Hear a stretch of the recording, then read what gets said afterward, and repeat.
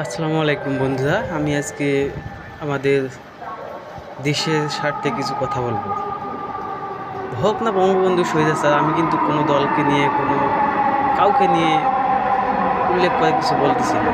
হোক না বঙ্গবন্ধু শহীদ স্যার, তার মেয়ে শহীদ স্যার, কিন্তু একদিন বঙ্গবন্ধু শেখ মুজিবুর রহমান একটা কথা বলেছিল, বিদেশ থেকে ভিক্ষা করে আমাকে আনতে হয়, আর এই চুরের দল আমার দুঃখী মানুষের সর্বনাশ করে, লুটপাট করে খায়।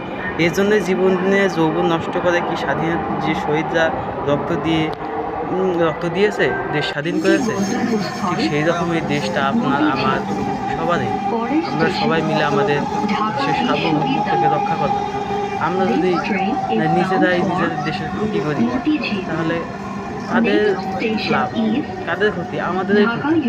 সেই রকম আমাদের ঐতিহ্যবাহী ভ্রমণ স্পট সিলেটের ভোলাগঞ্জ সাদা পাথর, সেখানে আজকে মহিলাগুলোকে দুধু করতেছে। আসুন আমরা আমাদের ভ্রমণ স্পটগুলোকে সবাই মিলে সুন্দর করে রাখি, দেশের স্বার্থে, দেশের মানুষের স্বার্থে আমরা সবাই এক কাঁধে কাঁধ রেখে কাজ করি। আমরা আমাদের সার্বভৌমত্বকে রক্ষা করি।